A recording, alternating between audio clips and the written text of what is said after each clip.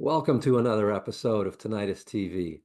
Today I am talking to Luther Russell about his new album, Happiness for Beginners. Of course, Russell himself is anything but a beginner. This LA singer-songwriter has been making music for more than 30 years, all the way back to the Bootheels, his teenage band with a young Jakob Dylan. He also fronted the Freewheelers, currently co-stars in Those Pretty Wrongs with big star drummer Jody Stephens, and has released a series of excellent solo albums, including Happiness for Beginners. Like much of his work, it's a kind of album that grows on you. Although it might feel like fairly typical indie rock and jangle pop at first, each spin reveals new touches, treats, and little treasures, especially in the form of Russell's literate, darkly romantic lyrics, which really are more like short stories or even dialogue from a foreign film. Shortly before the album came out, and while he was still displaced by wildfires, Russell spoke from his in-laws' house about getting lucky in the studio, recording at Abbey Road, opening for Bob Dylan, and plenty more. Enjoy. So you definitely picked an interesting week to release a new album. Yes, Daryl, I do everything in style. You know that. I do Nothing, every. nothing, no I come half out with measures a for you. bang. Last time, in you know, the left a wake of a pandemic. This time, a fire, Yes, once in a generation fire. So, yeah. I mean, you're a born and bred Angelino, right? You've lived there pretty much your whole yeah, life. I was pretty much born in an earthquake. We had the big 71 when I was a baby. Then in 94 we had the big one, and then I moved to Portland in the wake of that, came back down, and I've been here since 2002, except for a kind of a stint, a couple year stint in New York. Mm. So it's yeah, I'm an Angelino, you know. So, I mean, but this has got to be the worse than anything else you've lived through there, I'm guessing. Yeah, I mean, people are for either A, forgetting, or B, underestimating, or C, all the above. The 94 earthquake, it was rough. Mm. It was rough. Okay. Yeah. The feeling of panic. There's something about an earthquake. It's just it's frightening. Well, the ground is literally Very. moving underneath your feet. I mean, yeah. Well, I remember falling asleep listening to like the radio, and uh my wife at the time, all I remember is waking up at 3 in the morning, her like throwing me, just like waking me up and just kind of pushing me off the bed, and so that I was like face up in the door frame, and the door frame was just doing this above me, sort of Yikes. tilting back and forth. I was still kind of half asleep. And then just the way the city reacted, there was a lot of panic. It's like all of a sudden everyone needed toilet paper and water, the usual deal. But no, this was up there in that, first it was this. So there was a wind event last Right. year that was pretty bad, and it took the pine tree in front of my house, and it fell into the neighbors, and that was a whole ordeal and costly. And this was the next. It just basically happened again. Hurricane level winds. Only this time a fire broke out. Right. First, we heard about it being in the Palisades, but then when there's suddenly it said, "Oh, it's right by you in the Eden, Altadena," and so I went out into the backyard. It already had torn my gate off. I went in the backyard, and behind the garage, which is kind of my studio, obviously not close, but fires like that look close. Sure. Just a blaze in the sky. I went, oh shit, because during the pandemic, a fire came pretty close. It was in Monrovia, which is about 3 miles away, 3 miles away. So this was definitely I grabbed what I could. I mean, I have stuff that's not replaceable. Family Sure. heirloom piano, my drum kit, which is like 100 years old practically, with wooden hoops. But I grabbed my tube mixer, which I designed and built, and a few like couple guitars. We just grabbed some things and just grabbed my dad, and just because he lives nearby, and we just kind of headed west until we realized no hotels were available, and called my cousin, and we kind of decamped there for a while. And then started going back to the house to clean up and do things, and it's been a process. And then finally got back here, and we've been staying at my dad's because the house just wasn't livable. There was ash everywhere. It smelled like smoke. There's things you don't think about, like what do you do about your mattress? What do you do about, so Right. It's like having a flood. Everything is kind of trashed, yeah, and we're the least of it. We got spared. Yeah. It's like I was replacing the cover to and this will not be fascinating for your audience, but I was replacing the cover to my say topper, and it was like, oh, the guy was looking. It's like, well, you're not in the red area, so we can only give you 10% discount, not 30. And I'm thinking to myself, yeah, but if you're in the red area, there's nothing. Yeah. We're right next to the red area where there's Yeah. still something, but it's the whole city's covered in ash. It's a nightmare. But anyway, enough about Yeah. yeah. Yeah. Well, I think the real takeaway here, though, is that when you are preparing to make an album, everyone should beware. Yeah. No, for sure. And but you know what? The label curation, Brent did a good job of, when people purchase the record, I just want everyone to know, listen, when you purchase the record, it's matched by a donation to help musicians that have, I know quite a few people that have lost everything in Mm. the wildfire and or just go to make sure that you're getting a bigger piece of the pie. And so it's all set up to help. I think there's a fund of like at least 10,000 or something like that that was Oh, that's nice. I mean, because I'm sure you've seen that list that's going around of like the 600 musicians and music business people who have lost all their. No, I haven't seen the list. I've Oh, just yeah. known so many, but definitely Sure. forward it to me because, and again, I've considered myself incredibly fortunate. I'm not complaining Yeah. at all. That none of this is Yeah. a complaint. It's just more a happenstance. But I feel like the title of my record now brings on a new resonance. So it's like because everyone's kind of beginning again. So Yes, well, let's talk about happiness for beginners. Almost 6 years, which is not crazy atypical for you. You tend to sort of, I think, work fairly slowly. What is it that I mean, are you just a slow writer? Do you have so oh many other no, things on the no. go, or what? No, it's less about that. I actually record the records pretty quickly. It's just when I get time. I just Yeah. don't I do pretty wrongs. I produce different things. I tour. It's also a matter of like to put in perspective, I actually recorded an entirely different record before this that hasn't come out. Oh, But I decided to forego that record.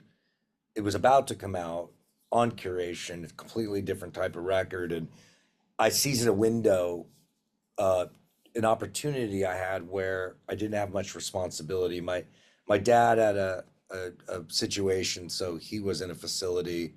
He's better from that now, but my wife was off working in another city, so basically I had this opportunity window to do this other record that I had written before the one that I shelved. So between that and I think I put out a Pretty Wrongs album in the middle of it. So it doesn't seem hmm. like a long time to me. And then keep in mind, you finish a record, you master a record, someone agrees to put it out. There's some time that goes by before you find the right. Oh, yeah. Well, in this case, Brent from Curation heard it and really did want to release it, but by the time he heard it, it's still been a while, maybe a year that I had it kicking around.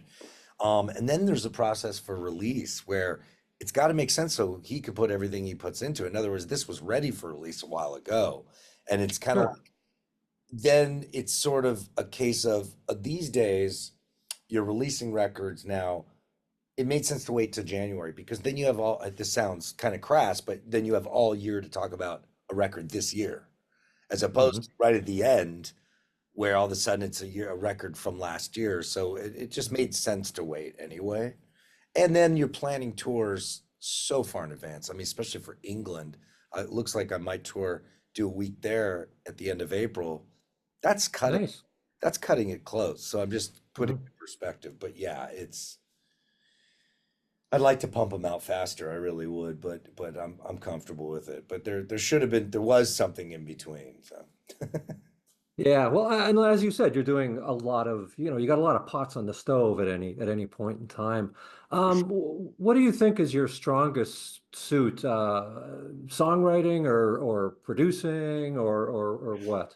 I think songwriting, Hmm. I mean, songwriting is funny because, we're presenting it in the form of record albums, which are Yeah. kind of cohesive statements, which that's not really songwriting. That's writing songs for a certain purpose. It's more like a commission, in a weird way. You're commissioning it for yourself. So but having said that, because I write all sorts of other kinds of songs, and um, I feel like I could do a whole record that's just like Randy Newman type of material. It just, Well, you had one on the Larkin Poe album I saw. I did, and I probably would have never recorded that song. So, and Huh. that was great because that album won a Grammy, and Do it's, you get a Grammy for that? Can you send away and you get a Grammy? don't. No? You get Okay. what's called, it sounds terrible, but you get what's called a participation certificate, which you have to pay for.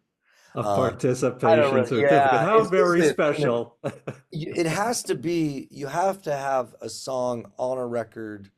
You have to have co-written or had some, Huh? involvement in some way on a record that did win a Grammy, which I did, but it's like $170, and what do I care, Yeah, Um, yeah. Did so you have one on the new album? yeah, yeah, the one that won the Grammy is the No, one I I. know they've got another one coming out like Oh this no, week. no, I don't Okay. think so. I haven't been contacted about it, so Right. that's cool. We've always intended on maybe doing some more writing, but they play that song freaking all the time. They played it for 5 years before they finally stuck it on a record. So, Mm. but anyway, yeah. I just talked to them last week as a by coincidence, and then Oh, saw yeah, and the new album is fantastic. oh, So cool. Yeah, yeah. yeah. So that's kind of the scenario with that. I'd say songwriting for me is the something I'm most comfortable with, and I like collaborating too. Mhm. Does it pay the bills? Is that what pays the bills, or does the It producing can, kind of? it can. It's Yeah, not so much as it used to. I mean, that's the thing. sure. It's like having a song on a Grammy winning or even nominated album. Like I had songs on a couple top 10, top five Weezer records. Right. Um, and 25 years ago, that'd be a house. But Yeah. I remember when I had a song on the Weezer White album. I had two songs on there, which are great. I remember at the time, and that was 2016, it was kind of shocking because physically had it made it to the top five between the physical copies it sold, let's say on CD, and then the amount of streams and downloads and whatnot. And it wasn't that much to get that far up. So, Right. Yeah. it was like 300,000 or I don't know what it was, Yeah. Well, So, now you need Taylor Swift to cover one of your songs, well, basically, I think. basically, yeah, that's true. And I'm open for business, but for myself, Tay yeah. Tay is not on the phone calling yet. She's not, Tay Tay hasn't contacted me yet. She's too busy at the Chiefs games. So, That's right. That's right. uh, Sorry, I don't want to bring up a bad memory for you or anything. no, no, no, it's okay. Okay. I think the Rams would have taken care of the Chiefs, but hey, that's me. Uh-huh. Uh-huh. So let's talk about these songs that you wrote for this album because Sure. I love them. I mean, I think, one of the things that has struck me as I've listened to the album over and over, um, is how much it kind of reveals itself to you more and more as you go in. It's like the first listen, when I just first put it on, I went, oh, well, it's power pop, it's jangly, a little paisley. I get what's going on here. Yeah, you have a yeah, Yeah, parameter. and then you listen to it a few more times, and mostly the lyrics, but also the music. But first and foremost, the lyrics to me really start to kind of bubble up, and you clearly spent a lot of time writing these lyrics. This is not Moon June Spoon No, no, Coon no, stuff. no, no. These are like stories. These are like John Fante, French New Wave Thank you. narratives you've got Yeah. going on here. Yeah, it's definitely So, more I mean, ash to dust than it is you know, whatever, T for two. Not nothing wrong with T for two. But mhm, no, I appreciate that so much because I consider the music for the record really it's just a choice of a backdrop like in an opera or musical. It's like, oh, let's bring down the velvet curtains. That's what we're going to present in front of.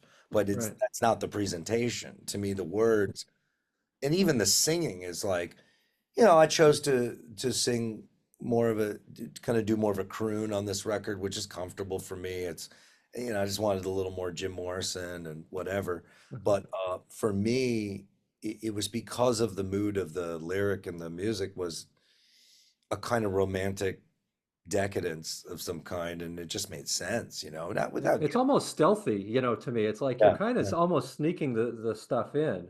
definitely. Yeah, and the lyrics are, I guess, more impressionistic, but no, without a doubt, there was a definite intent, and the lyrics are at the very least always in any of my records, but especially with this, at least 50% of it, if not more, because Hmm. I don't know. I'm old school that way. I'm trying to convey something. I'm not filling space, which actually I don't have a problem with. Um, you Sure. can listen to Robert Wyatt, Hmm. and listen to what he does, and it's filling space in a beautiful way. That's the point. It's meant to, the sounds of the words are meant to elicit, a feeling, and almost be like a musical instrument. That's totally, Right. mares eat oats, eat oats, eat oats, and little lambs eat ivy. That's totally cool. But in Right. this case, I am trying to speak to the listener and convey a setting of some kind. Um, Well, what are you trying to convey? What's the Well, sort I'm of trying to basic idea? convey the feeling. The record is basically, I'm sure it's retrospective, of course, because I'm in Mhm. my 50s. Not that we can't have these feelings in our 50s, but I'm trying to convey a feeling of that rush of romance where, everything goes out the window. It's almost like a selfishness. It's an obsession. There's almost a decadence to it, and almost like not an evil, but there's almost kind of this just nonchalant dismissiveness because all of a sudden it's a cult of two. Right. And If all you do. that's right. And Yeah. you're starting to have crazy thoughts like, well, you know, Thelma and Louise or Harold and Maude type of thoughts. I'm like, let's just jump off a Right. cliff together. Right. Right. Anyone Right. can feel that at any time, and that fascinates me. We throughout our lives, we long to change our lives every minute of the day, at least every day, we think, what if? And maybe I'll just go to Greece, to some island, and just get drunk on the beach all day like Zorba, and that's the end of me. And I got no problem with that. You feel like that from time to time. We don't always feel in the Mhm. station that we're in. And so often we look back to our youth through a lens, a certain very fuzzy and blurry lens, because that's the only time when that feeling was accepted. It's like when we look back and we watch Breathless, we're just like, Right.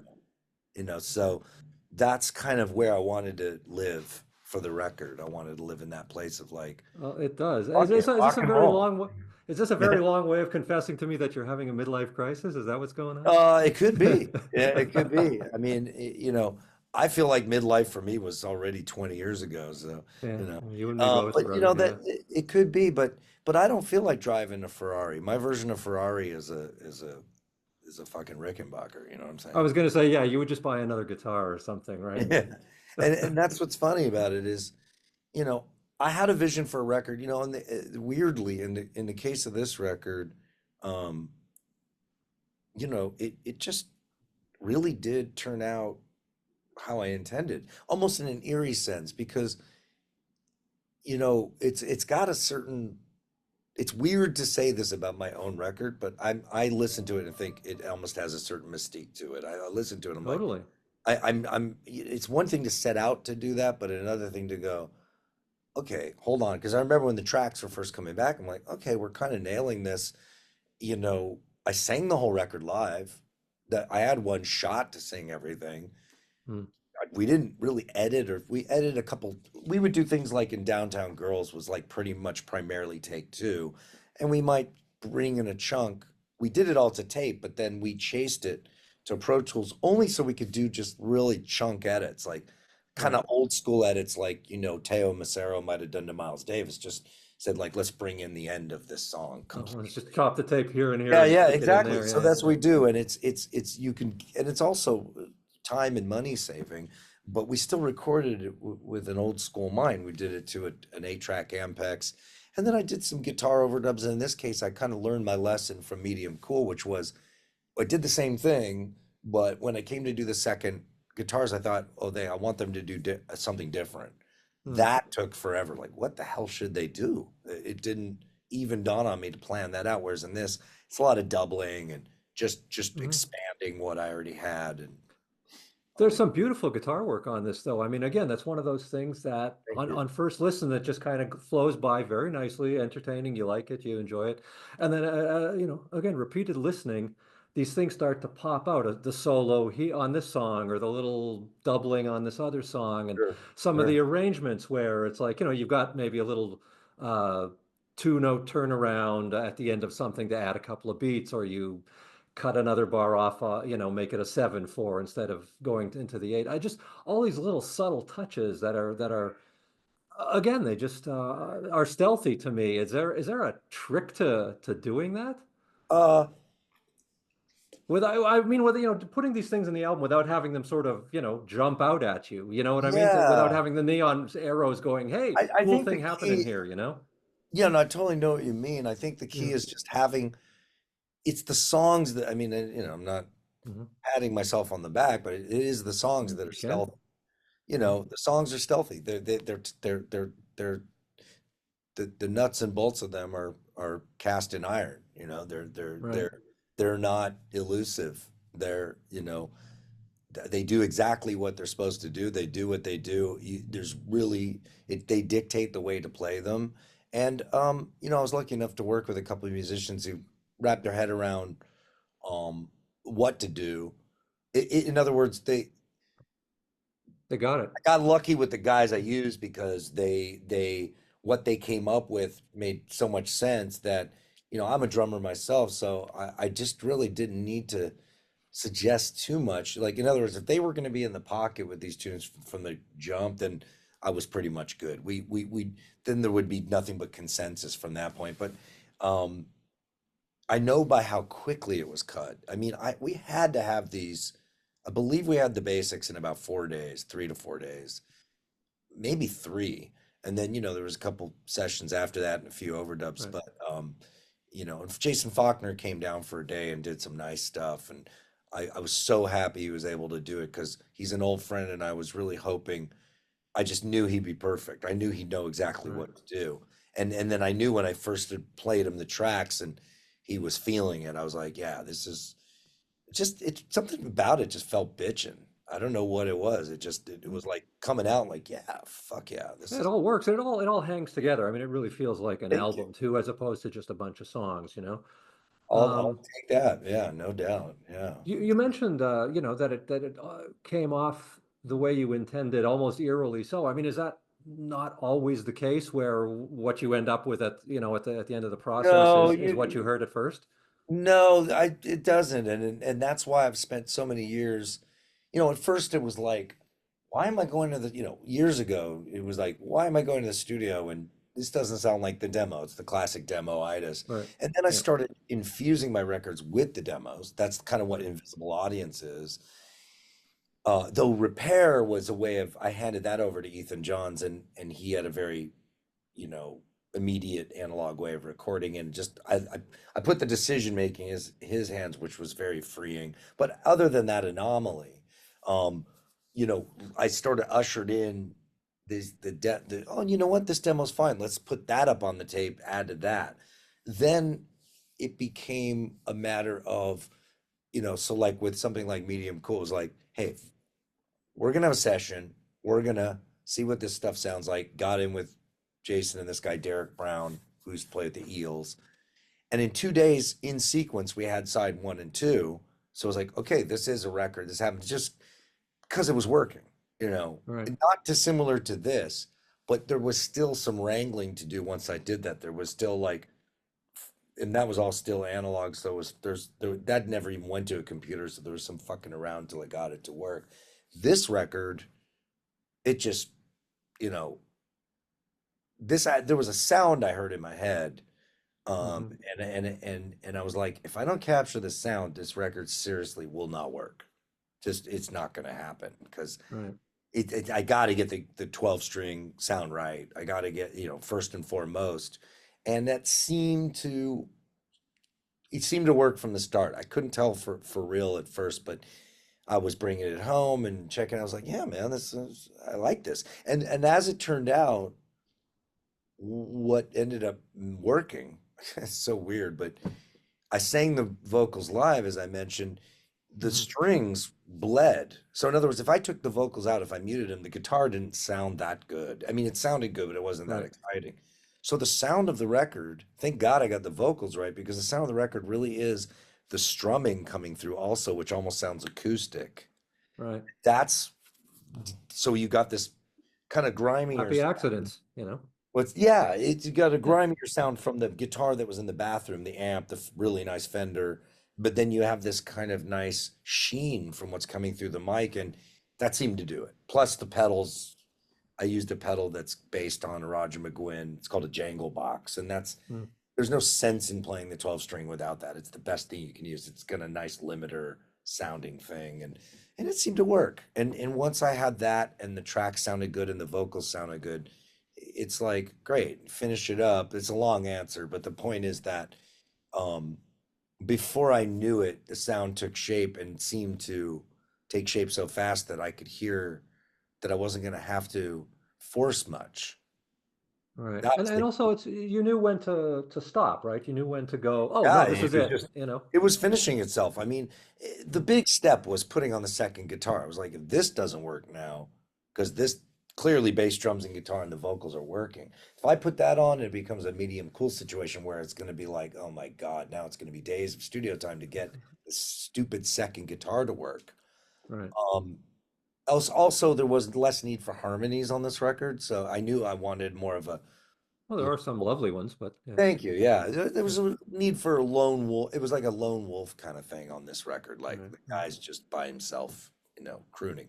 So, but man, I put the second guitar on and I did it a certain way that I really wanted to go more direct and more pedal on the second guitar. Did not use an amp so that it would get even more squishy, and Mm. it worked. It just fuck, it worked.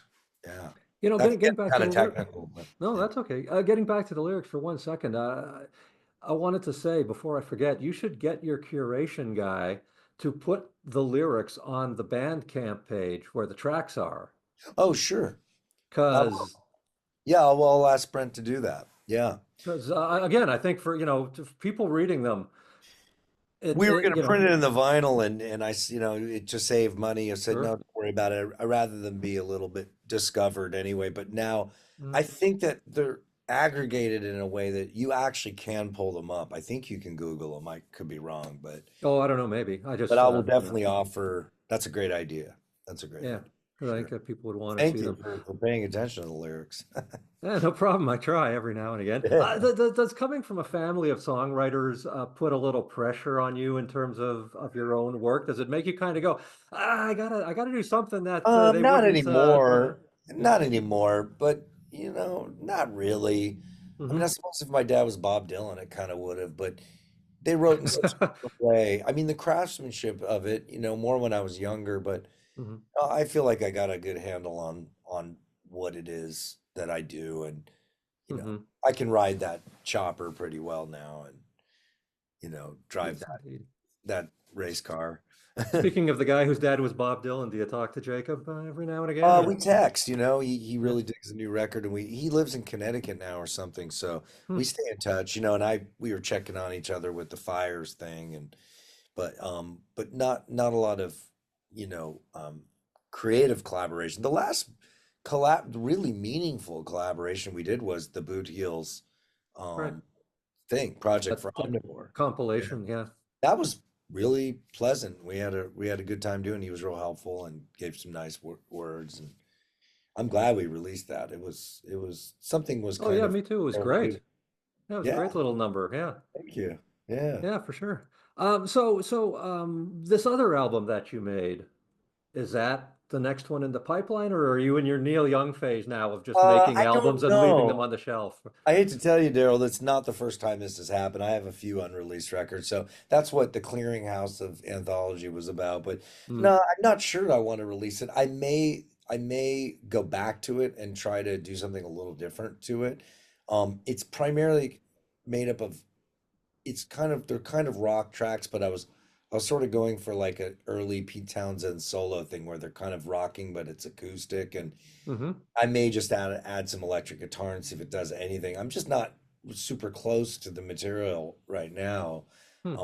which sounds pretentious, but No, I have kind of plans for a new record I'd like to cut that I'm still kind of formulating and um writing, starting to, sketch around and stuff like Is that. the So formulating an essential sort of part of it? Does it kind of have to bounce around your head for a while before yeah, it comes out? it does. Well, I get a sense of this kind of thing I'd like to do, and then, you know, bingo, if something comes up that fits it's almost like with the Pretty Wrongs, if something pops up that fits the formula, Mm. then I go, okay, I've got something here. Let me just keep you're really just rounding up. It's like uh rounding up steer on a range. You know what I mean? You're like you're kind of like rounding up sheep, you're the sheepdog, you know what I mean? You're just kind of Uh-huh. gathering it all and corralling it, I should say. There Uh-huh. all those thoughts are out there, grazing on a hill and you're just kind of corralling it to like, okay, these ones I can brand these. Uh-huh. That's the best metaphor I can come up with because that's kind of what it is, you You know. are the border collie of rock and roll. I am the border collie of rock and roll. You can quote me on that, yeah. Well, there's a song title for you, I think, at I some feel more point like the down the line. Jack Russell of rock and roll, but sure. There you go. I don't know if that I'm the Jack farm Russell is a dog of very good rock and roll. shepherd dog, but could work. So then, what is the rest of your 2025 going to look like? Probably. Let's see. I've got a show. I'm doing a release show, a kind of a co-release show with the Delines. I don't know if you've Mm, heard of that band, but that's up in Portland. hmm Great band that seems to like rule like Uncut and Mojo and all that, but that people don't know about them as much in the States, but they're a great band from Portland. Um, so that's next month, and then I'm going to be touring. I'll do a week tour, looks like in the UK, right. along with Sarah Beth Tusak, going to tour with her for a big tour for a live record she's releasing. And Hmm. then, in March, Jody and I are going to do some dates in the South and also um, do some more recording on a new record. We recorded at Abbey Road in September with John Really? Leckie, and that was really cool kickoff to the new record. We've got quite a bit of material, maybe 8, 9 songs. Um, uh, So so sorry. So yeah, you were the saying, Pretty Wrongs. Oh, and then we're Jody and I are supposed to go to the Netherlands. We have a tour in June of Netherlands. But oh, nice. yeah, we were we've been writing songs as we'll do until we have enough to record. We have about 8 or 9. We tracked, excuse me, we tracked 2 of them in September at Abbey Road, as I mentioned, with John Leckie, and that kind of was really a unique experience, and that kicked it off. And we're we're doing the South dates to kind of get back to Arden. Arden's been renovated Mm, for a couple of years now. It's going to be absolutely stunning in there, and so we're gonna do a couple tracks in there and try to nice. keep the ball rolling, you know. So yeah, Were you in the big room at Abbey Road? we were in Studio 2, which was the Beatles' main studio that they worked in. That's got The to big be an room is interesting Studio experience. Yeah. That's got to be a 1. weird thing just to be in that room and looking around because everyone's Oh, seen a million pictures and watched a million movies oh and yeah, it's astral. You're in yeah, there and and the main thing is the main Beatlesque things we did was work with their pianos. mm, The Challen, which is an upright, which switches to tack. So the tack, right. think Rocky Raccoon. The upright, think Hey Jude, or at least in the promo video. But it's on a million things. Strawberry Fields Forever. I mean, Penny Lane. And then the other piano, which is the Mrs. Mills, which is this beautiful Right. piano from 1902 that has lacquered hammers, and that's Lady Madonna, and on Right. and on and on. Playing those pianos is pretty spiritual. That was pretty incredible. Just being Yeah, in I that. can imagine. It was a great experience, and working with John Leckie was great because we've been mates for so long, and he was kind enough to come and you know command those sessions. Yeah, we considered it a christening of sorts for the new record. Yeah, no kidding. There's And then still a lot Ardent more. is no slouch either. I mean, there's plenty of history there too, obviously, you know. Yeah, no doubt. And Mm, now the big room is Studio One, and I took a peek in there as I did once a long time ago. And it's where they did the strings for Day in the Life and stuff like that. And it's just an incredible room. It's yeah. feel it when you're in there. So that was cool. And Jody and I have toured England a couple times, so it was like, do we splurge and just do one day and just we should do this. Jody had never been to Abbey Road, and I think it was really special for him. And we did a song that we wrote about Liverpool, which is a, a gig we've gigged a couple times down there, but going there for the first time for him was really special. Um, it's kind of bucket list kind of stuff at that point Yeah, for him for sure. for the drummer of Big Star. So that was super cool to be with him throughout that, and his sense of wonder, was enough for the both of us. So, and just when he hit the shot on the snare and could in the corner of the room could hear what maybe Ringo might have heard, the way it would bounce off the walls. It was cool, you know. Yeah, well, it's like I was telling you, I was talking to the Levels last week, and they're on the Ringo Starr album, and they were doing the shows at the Ryman with him. They were backing him up on, I guess, that song and Oh, some others. so cool. And they said it's just surreal that, you look to your right and there's one of the Beatles kind of thing. It's true. And yet, you look at the Lovell sisters and you think it's such homegrown talent. It's like Hmm. you want to play with them at the Ryman. I mean, you're covered. Oh yeah. Nothing's gonna mess up. You're with two of the best musicians that the earth has grown. Whether or Hmm. not you're a fan of what they do, you can't deny their innate and homegrown musicianship that is on par with the kind of thing you get with the Everlys or any kind of sibling musicians. I mean, Megan and her lap steel, it's just like, what the hell, man? Like Hmm. where did this come from? And Yeah. Rebecca and her voice and her guitar playing, it's like, I don't even, in some weird way, I don't even know if they've even learned to harness what they have yet because it's so powerful. Well, again, the new album is a keeper. It reminds me in some ways of Happiness for Beginners in the sense that it's a really cohesive. It's one of those Oh, I things can't where wait you to hear listen it. to it and it doesn't. If you take one piece of the puzzle out, it feels like it would almost fall apart. What's their new album called? Bloom. Bloom. Okay. Yeah. And this just came out? It comes out Friday. Oh, awesome, man. Okay, so great. And I'm assuming they produced it themselves like they did the last one, because Yeah, them and the husband. the husband, yeah, Yeah. he's great. God, why am I spacing his name? Bryant. That's it. Yeah. Yeah. Phenomenal. Phenomenal. These young musicians, it's like, Jesus Christ, they're so scary. It's great to see them get their recognition and their audience built up, and I'm honored they do the song we wrote together. It's super cool. Hmm.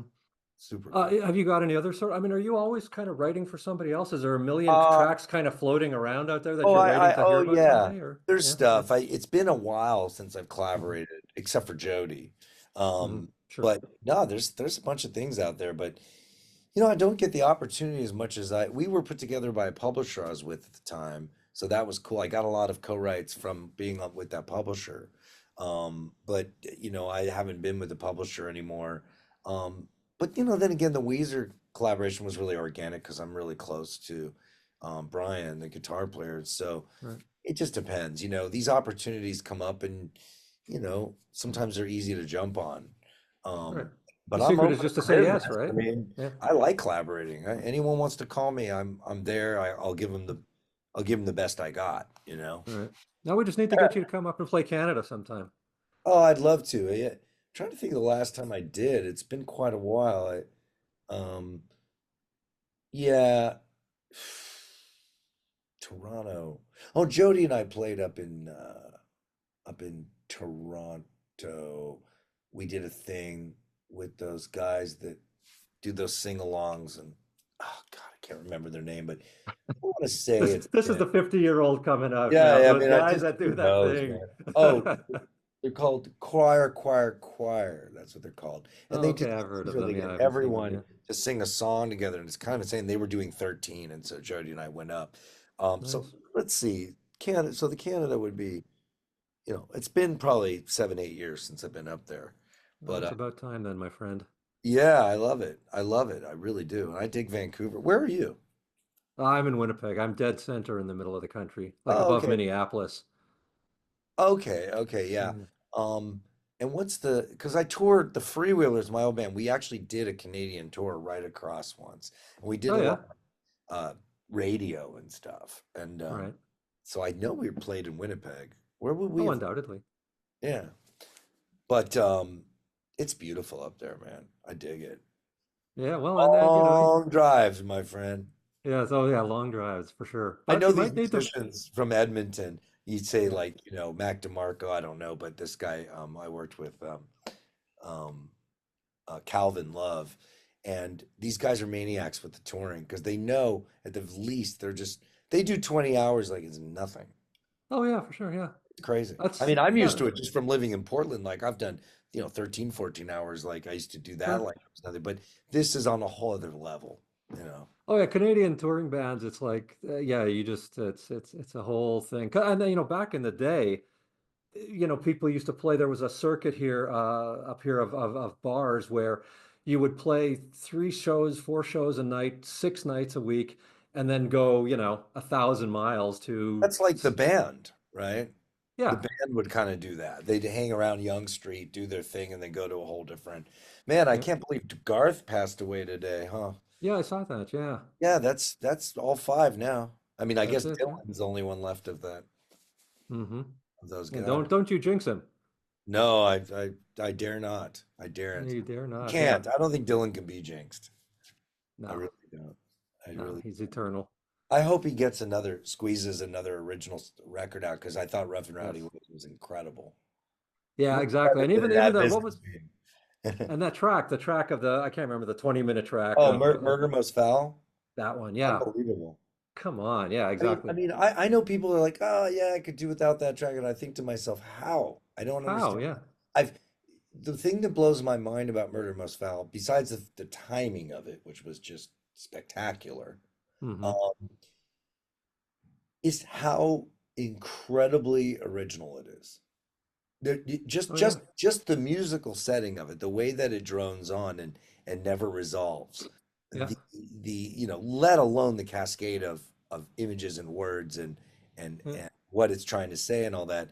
It's I could I think it will be dissected and studied, you know, something about when something's in your own time, it's easier to dismiss isn't the right word, but you Well, know, there's so much, there's such a deluge of stuff at all times. And I think history, one of the things that history does is these things kind of, pop up or they're the things that remain after all the other shit's kind of been washed that's away, right. you That's know? right. Well, he has so much in a body of work, but it's easy to say, you could take a hardcore Dylan fan who knows everything about him, and they might say not my favorite track, something like that. Whatever. Okay, that's fine, but I guarantee you, 50 years from now, they're going to be looking at Murder Most Foul and Glenn Fry, and it's just so crazy, that Yeah, yeah. everything My favorite about it. Dylan story that I've told a million times is why I had to review him once many years ago, and I'm sitting in the audience and taking my notes and watching, and there's this woman in the section over from me, an older woman, and I see she keeps holding her cell phone up, and I can't figure out exactly what she's doing, and then I realize that she's holding it up with the flashlight on because she's giving Dylan the finger because he's not singing the songs. Oh my God. Yeah, the Holy way she, crap. What? but that's so universal. It's like the next day after that show, somebody else, one of the people I worked with who was in the sports department came in and he was a huge Dylan fan, loved Dylan. And then immediately started complaining about, but he doesn't enunciate. And why doesn't he play the songs the same way? And I'm going, I mean, Are really, you a have you fan? heard of Dylan before? It's like, Well, you know remember what's funny? 65, Newport, electric guitar, Well, it's so, weird. So the only time I opened up for Bob Dylan was when Sarah Beth opened up for Bob Dylan. This was like in hmm, 2007. We got a one-off opening up in Massachusetts. And I suppose he was in the dead in the, in the heat of the Never Ending Tour, right. and there's a whole story about that show, but the bottom line was I was driving into the Pines and I told Jake, I was like, hey man, I'm open for your dad. And he's like, whoa, tell me how it goes, tell me, let me know if you meet him or whatever. And then we go in there and we did the show, and then I saw his set, and his audience was a little weird, but his crew and he was great. Um, Mhm. but it's funny, I suppose technically he was supporting modern times, Mhm. and at the time it's like, okay, this is how he is now, you know, this is what he sounds like, and this is the material he does. He's doing Shelter from the Storm, he's doing this, and he's doing some Thunder on the Mountain, and Right. you I know, saw that tour. Yeah. yeah, you saw that tour. It's funny, he sounds different now. He Hmm. does different stuff. He has a different band. He's further advanced in age. His voice is degraded that much more, but he does what he can do with it. And it's funny because I actually heard, and at the time I thought this is cool. This is my best time seeing him just because I'm also opening up for him. This is cool. Sure. I'd seen him a million times before, going back to the 80s. Right. And so this is what's interesting is I heard that show recently. It came up on YouTube or something. Not that show, but that tour. Right. Maybe even that show. I was like, holy shit, this sounds good. And this set list is faultless, faultless. It was like, if you see her, say hello, and whatever it was, the set list was like incredible. Except for Mhm. okay, all on the Watchtower, throw it in, fine. But for the most part, it was a brilliant set list. And Mhm. at the time, it seemed kind of, what's the word I'm looking for? By the numbers. Right. Like, oh yeah, I'm at a Dylan show and this is the set he does. It's, probably do this tomorrow or maybe a slight variation. Boy, it held up. I was like, so that's why you cannot judge Dylan in his time because, No, it seems they like tried to everything do he's that a doing is million geared times, towards. man. Yeah. He's thinking 20 years ahead, you know? Exactly. Exactly. But no, I mean, that's why it's a weird thing making records too, because you just you don't know what you're doing, man. You don't know how you don't you're being received in the time you're being received in, which that time could be flipped on its head 15 years from now, and Right. so your record's perceived in a completely different way, or the material, whatever. So you just try to be as true to yourself as you can be, and just be kind of psyched with it. Really is all you can do. Well, and you made a good one, put Oh, it that thank you, way. man. I appreciate that, Yeah. man. Is Simple as there that. is there That's anything you want to know about any in particular songs, or is it more of a uh, general feeling? yeah, I'm no, I mean, to interviewing me, you now. You know what I'm to saying? me, it all just again, I love the way it all hangs together. I Thank don't you. know if it was meant as a continuing narrative, but the sequencing seems really deliberate. It really feels like Wow, it starts somewhere and goes somewhere, you know, phenomenal. you Cool. know. Well, I appreciate that very much, man. Thanks. I appreciate your time just getting any kind of word about it out there. You like you were saying, it all gets kind of swallowed up, even Dylan, you know. Oh yeah, there's just so much shit, Yeah. you know. So much shit. Yeah. I got a couple Australian radio interviews coming out. One came out a couple days ago, and I'm just like, great. Like it's, to take over the airwaves somewhere in Sydney or something is a complete blessing. It's like, okay, there's some time and space for people to hear about this, hear it. Maybe they'll seek it out. But I think the record's built for speed. I think I think it'll be a cool one to listen to a few years from now, I'm hoping. And just Exactly. want You're to hear you're that you're kind you're of record, you can put it yeah. on. You're in your Dylan phase. You're thinking 20 years ahead now. Yeah, Yeah. exactly, man. I'm in my exactly. No, I All right, appreciate brother. that. Yeah, man. Listen, I've taken up enough of your time. I'll let you get back to getting your shit together and getting back into your house. That'll be the headline. Getting back to getting my shit together. There's That's another like album back in title the for you. 60s, everyone got it together in the country. That's what I'm looking forward to, man. All right, brother. Well, listen, thanks for the music. Thanks for your time, and we'll Thank you, uh, Daryl. we'll Yeah, talk again sometime. I'm looking forward to it, man. Thank you. All right, brother. All right, Bye. see you. Bye.